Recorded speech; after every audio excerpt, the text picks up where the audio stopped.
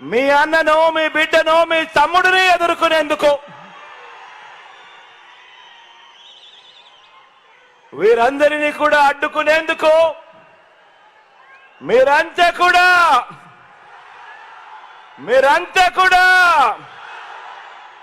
సిద్ధమేనా అని అడుగుతా ఉన్నాను. పేదవాడి భవిష్యత్తును వెలుగు నుంచి చీకటి వరకు తీసుకుపోదామని పొత్తుల మారి, జిత్తుల మారి, ఎత్తుల మారి పార్టీలన్నీ కూడా కుట్రలు చేస్తా ఉన్నాయి, కుతంత్రాలు చేస్తా ఉన్నాయి. ఎదుర్కొనేందుకు ఆ కుట్రలను, ఆ కుతంత్రాలను ఎదుర్కొనేందుకు మీరంతా కూడా సిద్ధమేనా అని అడుగుతా ఉన్నాను. మరోసారి ఫ్యాన్కు 2 ఓట్లు వేయించి 175కు 175 అసెంబ్లీ స్థానాలు, 25 ఎంపీలకు 25 ఎంపీ స్థానాలు, మొత్తంగా 200 స్థానాలకు మొత్తంగా 200 స్థానాలు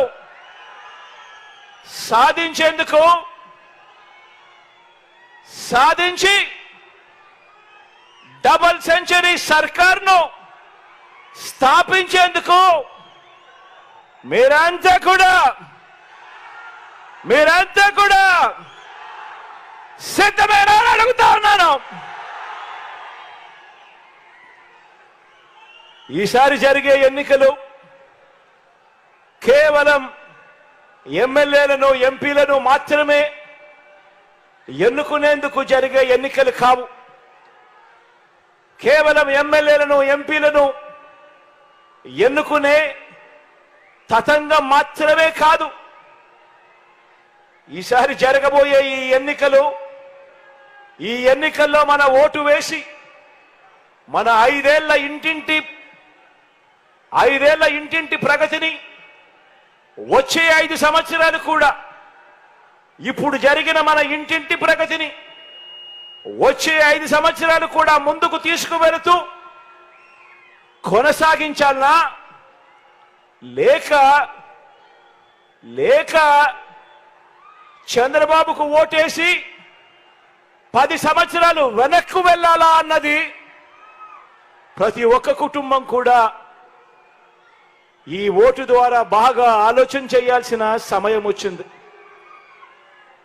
ప్రతి ఇంట్లో ఉన్న ప్రతి ఒక్కరూ కూడా ఆలోచన చేయమని కోరుతా ఉన్నాను. అందరూ ఆలోచన చేయండి. గత ఎన్నికల్లో ఇతర పార్టీలకు ఓటు వేసిన వారు కూడా ఆలోచన చేయమని కోరుతా ఉన్నాను.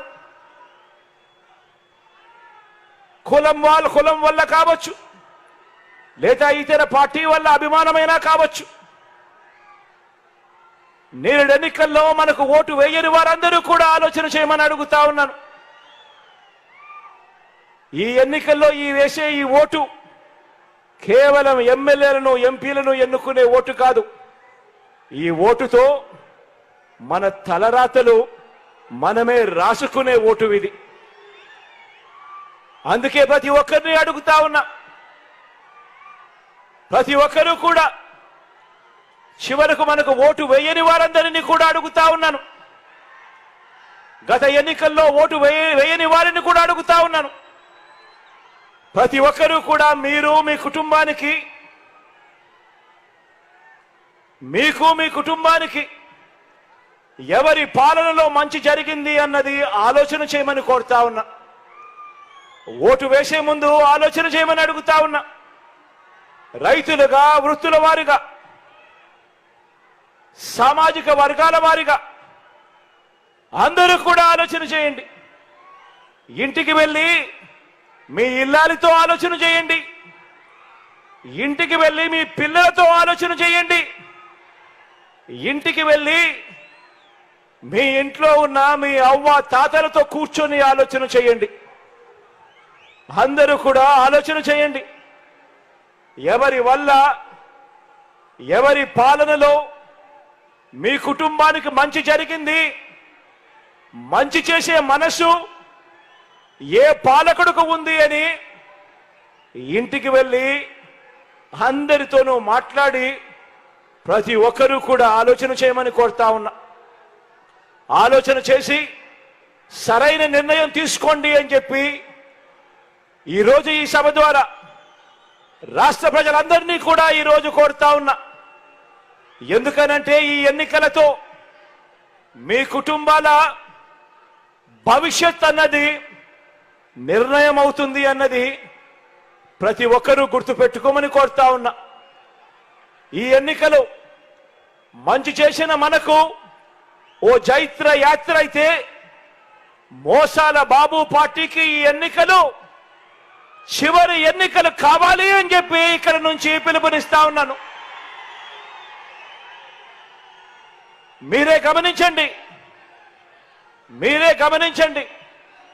మీరు నమ్మి అధికారం నాకు ఇచ్చినందుకు మీ జగన్ ఈ 5 ఏళ్లలో 77 ఏళ్ల స్వతంత్ర భారతదేశంలో ఏ ఒక్క ప్రభుత్వం కూడా తీసుకురాని ఎన్ని మంచి మార్పుల్ని తీసుకువచ్చాడో మీకే కనిపిస్తా ఉంది. మీ కళ్ళ ఎదుటే కనిపిస్తా ఉంది, మీ గ్రామాల్లోనే కనిపిస్తా ఉంది, ఇంటి బయటే కనిపిస్తా ఉంది. మచ్చుకు అందులో కొన్ని మార్పుల్ని మీ ముందు ఈరోజు ఉంచుతా ఉన్నాను. ఈ మార్పులకు ప్రజలంతా కూడా మద్దతు పలకడం ఎంత అవసరమో ఒక్కసారి మీరే గమనించమని చెప్పి కోరుతా ఉన్నాను. మీరే చెప్పండి అని కూడా కోరుతా ఉన్నాను. ముందుగా గ్రామం ఎలా మారిందో ఈ 58 నెలల కాలంలోనే ఎప్పుడూ కూడా చూడని విధంగా ఈరోజు గ్రామంలోకి మీరు అడుగుపెట్టిన వెంటనే మీ గ్రామంలో విలేజ్ సెక్రటేరియట్, వార్డు అయితే వార్డు సెక్రటేరియట్, ఈ విలేజ్ సెక్రటేరియట్, ఈ వార్డు సెక్రటేరియట్ అంటే మీ జగన్ ఎప్పుడు వచ్చాయి అనంటే ఈ 58 నెలల కాలంలోనే. అందులో 10 మంది మన పిల్లలు, మన చెల్లెమ్మలు, మన తమ్ముళ్ళు మన కొరకు అక్కడే మన గ్రామంలోనే ఉద్యోగాలు చేస్తూ అక్కడే కనిపిస్తారు. ఎవరు తెచ్చారు అనంటే మీ జగన్. ఇంటికే వచ్చి చిక్కటి చిరునవ్వులతో వాలంటీర్లు అందించే పెన్షన్ 1వ తేదీన సూర్యోదయానికంటే ముందే సెలవు దినమైన ఆదివారమైనా కూడా అవ్వ తాతల ముఖంలో చిరునవ్వును చూడాలని ఆరాటపడుతూ మనవల్లగా మనవడుగా ఇంటికే వచ్చి చిక్కటి చిరునవ్వులతో వాలంటీర్లను అందించే పెన్షన్ అంటే జరిగింది, చేసినది మీ జగన్ ఈ 58 నెలల్లోనే. లంచాలు లేకుండా వివక్ష లేని పాలన ఎప్పుడు వచ్చింది అనంటే ఈ 58 నెలల కాలంలోనే మీ జగన్.